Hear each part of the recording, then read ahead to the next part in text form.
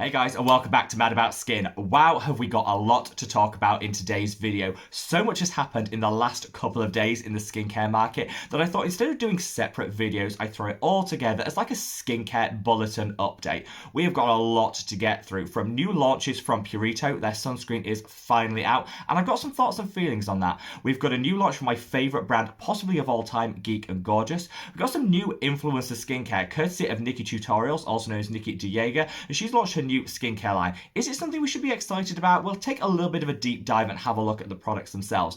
Then finally, we're going to be talking about Cetaphil, which have decided to randomly reformulate their entire collection. What does that mean for us? And is this a ding ding ding holy grail improvement?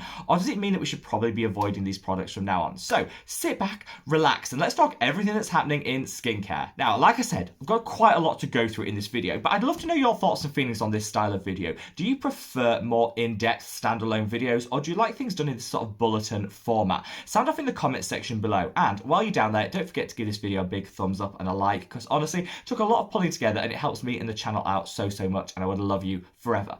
But should we delve in with some of the new launches first? First and foremost, Geek and Gorgeous. You guys know, if you've ever watched a nanosecond of this channel, you know how much I adore Geek and Gorgeous. One of my favourite brands, cruelty-free, they have vegan formulations, the price point is to die for, and I love so many of their retinol, for example, just like an instant holy grail. Well, they released their Stress Less Serum around a month ago, and honestly, it's already one of my favourites. But they've also launched another product, and it's this. This is the Perfectly Clear 2% salicylic acid. Now, they've been teasing this online for some time, so a lot of you guys have been guessing and reaching out to me saying, do you know anything about it? This was embargoed until quite recently, so I'm really happy to actually be able to share it with you. Geek and Gorgeous kindly sent me this around 2 months ago to actually try, see if it works on my skin, and honestly, I was super impressed. Ever since The Ordinary withdrew from market their salicylic acid 2% serum, I've been looking for sort of like the equivalent serum that I can use on my acne prone skin. I love 2% salicylic acid serums because that's that perfect concentration to help mattify the skin. It'll remove some excess oil, it'll calm and soothe, and it'll also help to suppress and prevent breakouts. Like a must have in a skincare routine for anyone like me that's breakout prone. But I've been really struggling to find products that are fragrance free, have that 2% concentration, don't break the bank, and also formulated in a way that they don't strip and dry the skin like some can. Honestly, this is fantastic. Now, this comes in a beautiful gel-like serum texture, which just glides onto the skin. It's got a slightly cloudy appearance to it, which might surprise a few people because we're used to our salicylic acids being entirely clear, but that's just something that comes with this specific brand. It feels like velvet on the skin, and what I love about this is first and foremost the price point, making it a really great dupe for the Ordinary one that I spoke about earlier. But beyond just that, there's nothing in here that's going to strip or dry the skin. Some of the famous salicylic acid serums can have denatured alcohol in here, things that can withdraw some of the moisture and the oils from the skin.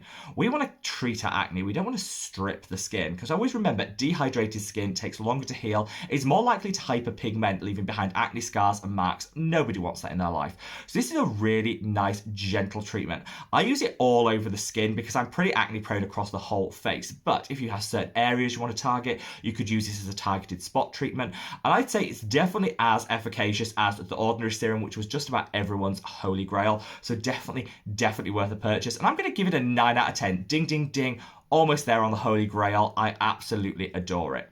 Now, should we talk Purito? I think we've all been hanging around for this, waiting with bated breath for the new Purito sunscreen. They're actually launching 3 sunscreens, a mineral one, a chemical one, and a hybrid one, which combines mineral and chemical filters. They're releasing them in batches, and today, the 10th of September, they're launching their hybrid sunscreen. Really glad that they've launched their hybrid sunscreen first, because I think that's kind of where the future's at. I like to mix my filters, and I think having multiple filters, both chemical and mineral, are fantastic. And this looks like a beautiful formulation. I wasn't able to get my hands on it before filming this video, but I did put one order this morning. It's exclusive to Yes Style, which I'll leave a link below where you can purchase any of these products if you are interested in them in more detail. So definitely check that out. Mine is winging its way in shipping towards me now, and honestly, you guys will be the first to know when I do a swatch on the hand. But from what I've seen online for people that have tried it already, it seems to have the very bare minimum amount of white cast, making it perfect for, I'd say, everyone bar those with the deepest, darkest and richest skin tones. Hybrid sunscreens do sometimes come with a bit of a hue and a white cast, so that's something to definitely be mindful of, but this doesn't appear to be the case in the swatches that I've seen online. Obviously, the proof of the pudding will be on trying it on my own skin, and in a couple of days I'll be doing a full rundown of that, and I'll include a little bit of a before and after on the Facebook group, which is linked below, if you do want to check it out over there. Now, shall we segue seamlessly on to another new launch? Like I say, it feels like buses. You know, where you wait forever for new innovative products to come along, and then so many hit the market all at once. And this has been a super busy week in terms of skincare launches. We've had the recent launch of the NikkiTutorials skincare line. Now, a lot of people, when I read the comments online about this, a lot of people are calling out, like, what does she know? Why? She's a beauty influencer. Why is she dipping her toe into skincare? What do these people actually know? Quite a lot of negativity. And I'm like, you know what? Pause. Just take a pause on all of that, because I think there's enough negativity in the world without feeding all of that. And ultimately, if the products are good, the products are good. I really don't care who created them or formulated. If the products work and they're nicely formulated, that's all that matters to me. So I always think, you know, I wish people would hold their negativity until they've actually tried them or really understand more about the products before reading them to filth. So I kind of went into this with an open mind and I had a look at the products. I'll leave a link to the launch video below, because Nikki does a few swatches, goes through how the products work and all that good stuff. If you want to know more detail, I'll link that below. But I had a look at the ingredients because they're not on sale until next week, and kind of worked out what I think of the products. Now I'm going to caveat this with a huge disclaimer. I actually don't think ingredients tell the whole story when it comes to skincare. I know there's people out there that say, you know, ingredients don't lie, you can tell everything about a product from the INCI list. This isn't the case. You need to know how these interact with each other, how they work, the textures, all of that good stuff. But it's a good starting point. I had a look, and what I would say is there's an eye cooling primer. There's a setting spray, which I'm not going to comment on because I don't, you know, wear a lot of makeup that requires a setting spray. I think that's where the beauty element comes into. But there's also a moisturizer in there, and there's some glow enhancing drops. I would say across the whole line, there seems to be a lot of colorants and fragrance in them.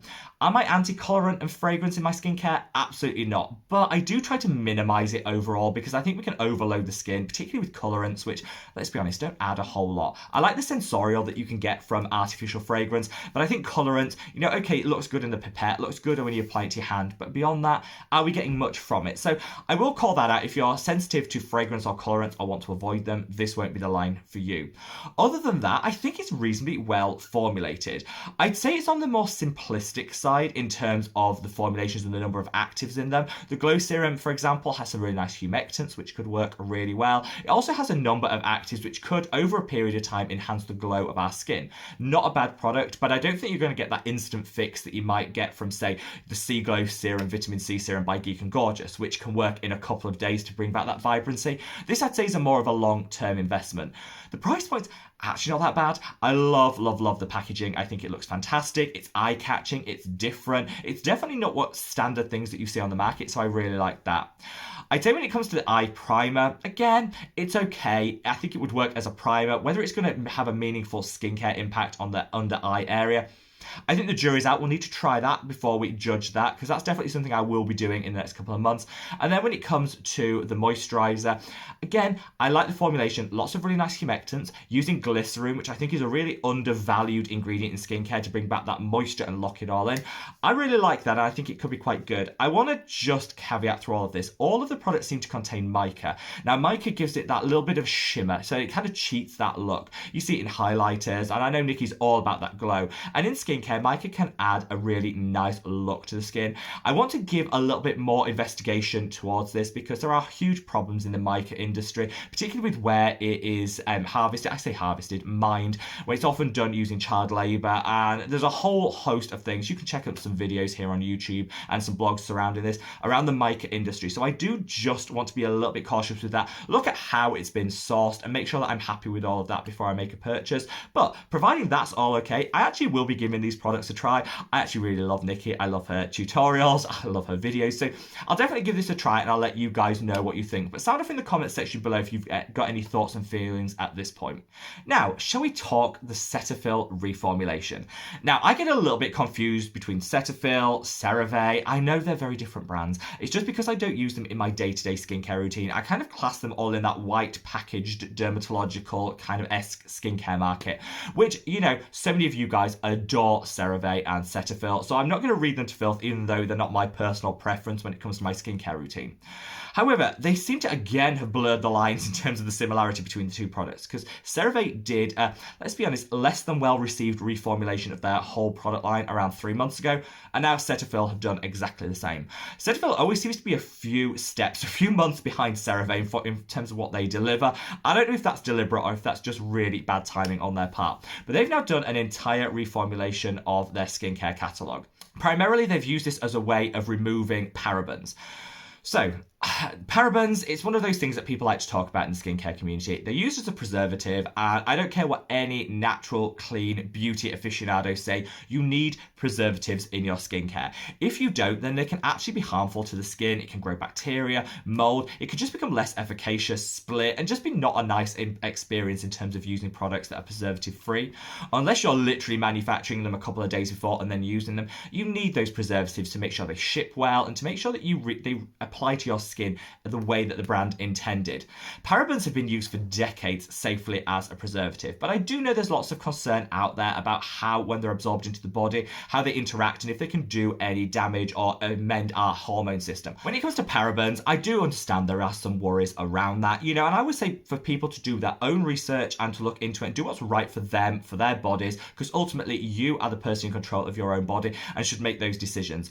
I personally don't have any issue with parabens, and I think if you look through the scientific literature out there, there's generally the consensus that they aren't problematic. There's not enough research to really delve into that in a lot of detail, but from what I've seen, they're not problematic. However, if you want to look for alternatives, there are alternatives out there. I would just always caution that the alternatives can also have side effects. Some people are sensitive to phenoxyethanol, which, for example, is an alternative and preservative to parabens, can cause sensitivity and irritation in the skin. So no ingredient is without that risk, and you need to weigh it up. I'm a little bit disappointed that Cetaphil have gone down this route because they say that the brand is dermatologically led, the same way that CeraVe said the same for them. I called CeraVe out at the time saying, if you're dermatologically led, you should know about these studies. You should appreciate the pros and cons of parabens and all of that. And I don't think there's enough studies out there to say that they're worth removing from your entire skincare line. So I'm disappointed, especially with the scientific background that these brands claim to have, that they've taken that route.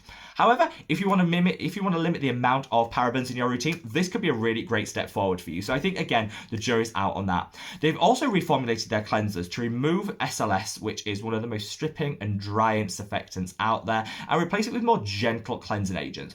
This, I think, is a huge step forward because it always baffled me that people use Cetaphil for the gentle cleansing nature, and you read it and it was full of really quite harsh and potentially drying surfactants. This always baffled me because I wondered how they could really, correlate the fact that it's designed for dry, sensitive skin and it's got quite stripping and drying surfactants in there. So I think the fact they've removed them and replaced them with more gentle formulations, I think, is a good thing, but you will definitely notice the difference. So if you're a die-hard lover of the Cetaphil cleansers, just be mindful that they might not be as effective or work in the same way with the new formulation than they did with the old.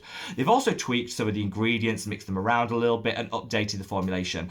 I think ultimately, I'm not the best person to judge whether this is an improvement or going backwards step in terms of the reformulation, because I don't use Cetaphil day in, day out. Having looked at some of the reviews online, I think the general consensus is they don't perform as well as the original formulations. Some people applaud the fact they've removed the parabens and find it more easy to use on the skin, but I think overall it seems to be taken as a negative step backwards in terms of the efficacy of the products themselves. But I would love to know your thoughts and feelings. I wanted to call it out in this video because if you're a regular Cetaphil user, you might notice a change or a difference in the products when you buy a new batch and wonder what that's all about. Cetaphil haven't advertised this particularly widely, so I want to be the one that brings that to you. If you notice a difference for the better or for the worst, sound off in the comment section below and let me know your thoughts and feelings. So there we have it. Yeah, I'm out of breath. A pretty hectic rundown of all the updates in the skincare world that's happened this week. I would love to know from you guys if I've missed anything out that you want me to cover in previous videos.